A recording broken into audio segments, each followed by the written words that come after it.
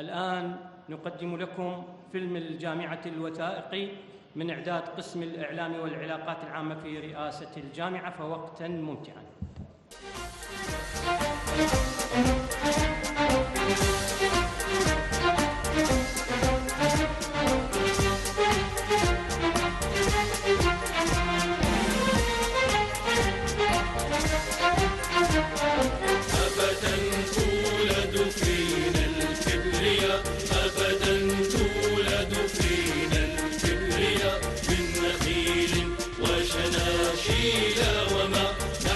الشمس على أكتافنا وكأننا فقراء أغنياء، كلمات الطين في أعماقنا والغد الزاهي وسحر الألفبا، أبدا نولد من ملح الوفا، أبدا تولد فينا الكبرياء، أبدا تولد فينا الكبرياء.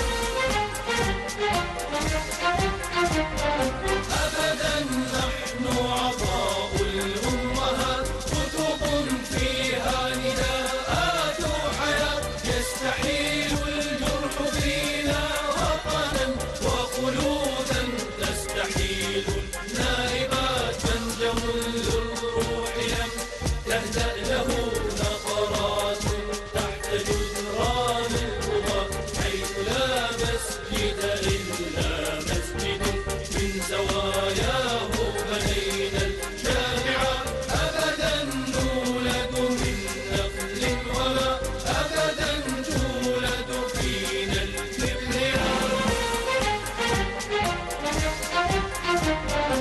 أبدا نحن زقورات الأمل، فعل الصبر بنا ما قد فعل، أبدا نحن زقورات الأمل، فعل الصبر بنا ما قد فعل، وكأن الجيل من أجيالنا جبل يولد من صلب جبل، إن بنينا فالغد الحر لنا، أو تفاخرنا فماضينا شعل، أبدا نحيا فتحيا الكبرياء، أبدا تولد فينا الكبرياء.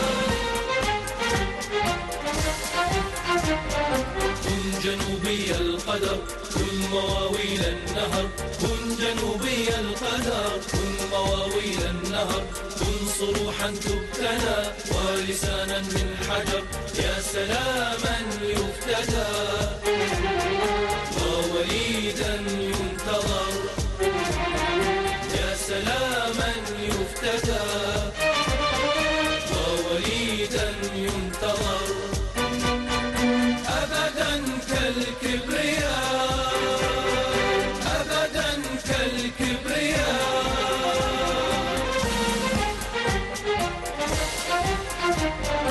أي درس، أي أم، أي أب، أي إنسان هو الصرح العجب، أي درس، أي أم، أي أب، أي إنسان هو الصرح العجب، قد بنينا سدرة من صبرنا، قالت جامعة لا تحتقب، يا جنوبا قيل عن طيبته ما يقول الناس في أحلى نسب، يخرج الإبداع من طعناته مثلما يخرج من ناي القصب، أبدا تعصف فيه الكبرياء، أبدا تولد فينا الكبرياء، أبدا تولد فينا الكبرياء، أبدا تولد فينا الكبرياء.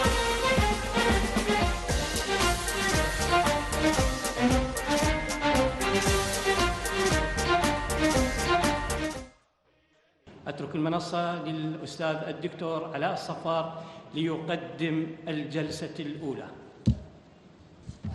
السلام عليكم الحضور الكرام. تتشرف الجامعة التقنية الجنوبية أن يكون متحدثها الأول ابن البصرة البار الأستاذ الدكتور نادر عبد الغفور أحمد. دكتور نادر في مدينة البصرة بالعراق عام 1951، حصل على شهادة بكالوريوس من كلية العلوم قسم فيزياء جامعة البصرة في عام 1972. حصل على شهادتين ماجستير والدكتوراه من بريطانيا في قسم الهندسة الكهربائية في الأعوام 74-76 على التوالي. عمل في جامعة سالفورد لفترة 6 سنوات لتطوير مواد إلكترونية متقدمة باستخدام المعجلات الذرية التابعة للجامعة. في عام 82 التحق في شركة جنرال انجينيرينج للعمل كمدير البحث والتطوير لتصميم وتطوير مواد وطرق تستخدم لحماية أجزاء الطائرات من الصدى باستخدام تقنية بلازما الغازات في الغرف المفرغة من الهواء. في عام 86 التحق بجامعة هدرسفيلد للعمل كأستاذ أقدم في قسم الهندسة الكهربائية لتدريس علوم المواد الإلكترونية وأشباه الموصلات. أسس في عام 1990 شركة في سالفورد، حيث عمل فيها كمدير إدارة المشاريع لتطوير الأجهزة الصناعية المستخدمة في تحضير المواد المتقدمة. قدم أكثر من 90 بحثاً في مجلات عالمية معتمدة، وقدم أكثر بحوثاً إلى 80 مؤتمر علمي. له من براءات الاختراع 5 براءات اختراع، وحصل على 7 جوائز عالمية من بريطانيا ودبي. كما ألف كتابين، أحدهما باللغة الإنجليزية عن الطلاء باستخدام الآيوني أو التقنية الآيونية، وقدم كتاباً باللغة العربية العقول العراقية المهاجرة بين الاستنزاف والاستقرار. أترك المنصة دكتور نادر عبد الغفور للإبداء بمحاضرته، فليتفضل مشكورا. شكرا جزيلا. بسم الله الرحمن الرحيم، والصلاة والسلام على نبينا محمد وأهل بيته الطيبين الطاهرين. السلام عليكم أيها الأخوة والأخوات. It's really a great privilege and honor to be here tonight or today in order to participate in this well-organized conference. And I would like to thank the organizer for organizing this conference, which is a new step towards the development of research and technology within Iraqi universities. And I hope such conferences will continue in order to benefit the country and benefit the new generation which are sitting with us today. And in today's talk, I would like to talk about the renewable energy, which is basically the solar energy, and in particular, the solar cells energy and technology. And when you think about solar cells technology, you always think about big panels with all the silicon wafers, which has a blue color or sometimes green color, and big panels which are located either in farms or desert or maybe on the roof of the houses.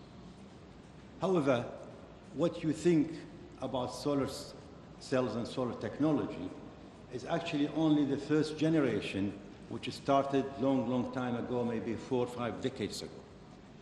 But the technology has moved forward, and now we already finished the 4th generation of the solar cell technology, and we are entering the 5th generation of this technology. And the reason for that, because it's become very, very important technology in the world today. When we talk about solar energy as a renewable energy, clean and sustainable, we are not talking about a luxury thing to have. We are talking about a necessity, which is a technology which can contribute to the economy and the well-being of the country. So, in this keynote presentation, although I have very short time, but I would like to introduce you to what's going on around the world and within the R&D institutions around the world for this technology, what sort of kind of research is going on. And I will give you some examples as well. I know because there are so many different methods used in this production, but I'll give you few examples. In our job, we are not talking about only small samples or only small pieces of solar cells. We take the research from the initial research idea into research and then development into the mass production for commercial and industrial production.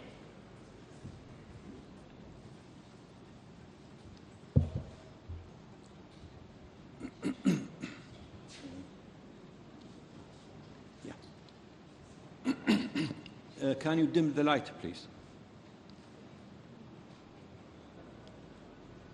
So the solar technology is only a single science. Actually, is multidisciplinary sciences where physics, engineering, chemistry, polymer chemistry, even organic chemistry and biology comes into it in order to make the product or make the research.